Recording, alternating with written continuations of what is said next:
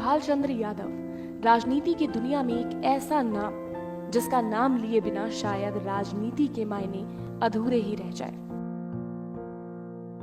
भालचंद्र यादव का जन्म 1 जुलाई 1958 को यूपी के एक छोटे से जिले संत कबीर नगर में हुआ था। इंटरमीडिएट की पढ़ाई के बाद डिग्री कॉलेज में पहुंचते ही वो राजनीति के मैदान में उतर आए थे। साल 1979 में पहली बार HRPG कॉलेज में छात्र संघ उपाध्यक्ष का चुनाव लड़े और हार गए। लेकिन हार में भी वो दम नहीं था कि भालचंद्र यादव को राजनीति छुड़वा दे।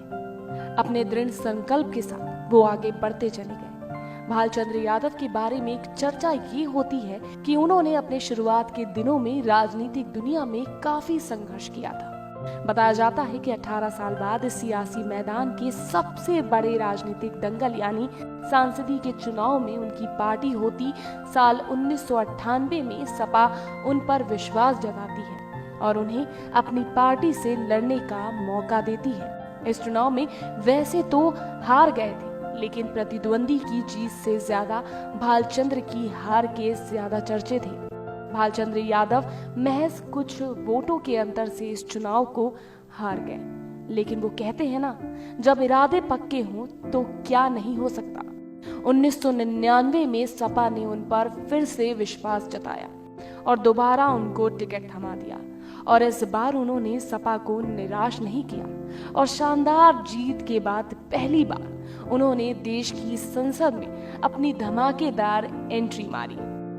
उसके बाद तो बस भालचंद्र यादव का जिक्र हर ओर होने लगा था। सबकी जुबान पर बस भालचंद्र यादव का नाम था। पूर्वांचल की राजनीति में भालचंद्र यादव का एक ऐसा दबदबा रहा जिसे पाने के लिए लोगों को नाकों तले चना चबाना पड़ता है। हमने अपने सार्वजनिक जिंदगी में आपको वचन देता हूं, चाहे जो निशान हो, घोड़ा, ऊंट, हाथी, चाहे जो हो, अगर भालचंद्र यादव जीता इस जिले में किसी की बिजली नहीं कटेगी। सपा से राजनीति की शुरुआत करने वाले भालचंद्र यादव गरीबों के मसीहा के रूप में जाने जाते थे। कहा जाता था कि वो किसी भी बेबस लाचार को अपने दर से खाली हाथ नहीं जाने देते थे। यही वजह रही थी कि वो लोगों में काफी लोकप्रिय नेता थे। भालचंद्र यादव जिस पार्टी में शामिल होते, उनके कार्यकर्ताओं का तांता उस ओर चल देता था। मतलब साफ था, लोगों को भालचंद्र की पार्टी से मतलब नहीं, बल्कि उनको ये मतलब था कि उनका नेता कहाँ खड़ा है। सपा शासन में जब संत कबीर नगर का जिले का दर्जा खत्म किया गया तो इस मुद्दे पर ही पूर्व सांसद ने सपा का साथ छोड़ जनता दल यू का दामन थाम लिया। इस बीच कुछ मुद्दों को लेकर उन्होंने जनता दल यू का भी साथ छोड़ दिया और फिर बसपा में चले गए। साल 2004 का लोकसभा चुनाव उन्होंने बसपा से जीतकर जनपद में लगातार दूसरी बार चुनाव जीतने का रिकॉर्ड भी बनाया। भालचंद्र यादव ने 40 साल के राजनीतिक जीवन में अपने असूलों के साथ कभी समझौता नहीं किया। उन्होंने वही किया जो दिल ने कहा, कभी ना दिल की परवाह की ना नेताओं की। हमेशा समर्थक, कार्यकर्ता और जनता ही जहन में रही और विकास ही मुद्दा रहा।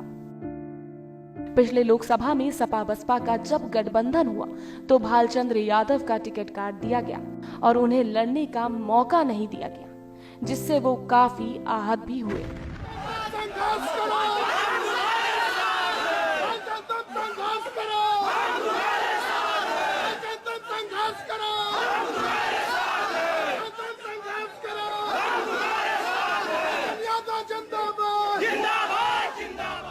ये शोर, ये नारे बता रहे हैं कि भालचंद्र यादव किस हस्ती का नाम था, लोगों में उनकी क्या लोकप्रियता थी।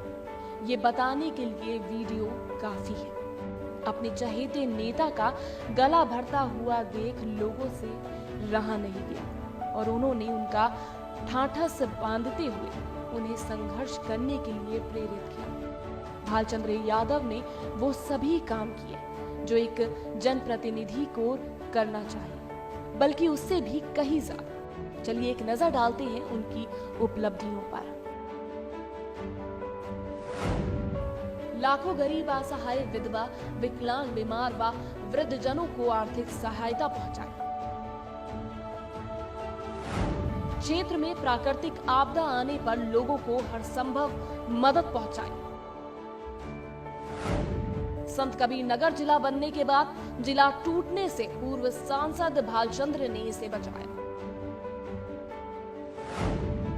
जिले के विकास के लिए ओवरब्रिज और कई महत्वपूर्ण मार्गों का भी निर्माण कराया। गरीब असहाय की सहायता की, दलित पिछड़ों अल्पसंख्यकों को उनका हक दिलाया। आपने जाना कि भालचंद्र यादव ने जनप्रतिनिधि होने के नाते जिले के विकास के लिए कई महत्वपूर्ण काम किए, जिसे लोग हमेशा याद रखेंगे।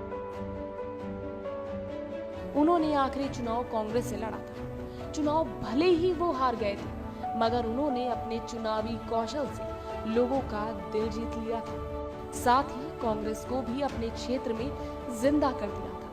पिछले साल 4 अक्टूबर के दिन जब उनका देहांत हुआ था, तब मानो कि संत कबीर नगर ठहर सा गया हो। लोगों का दिल ये खबर सुनकर टूट सा गया था।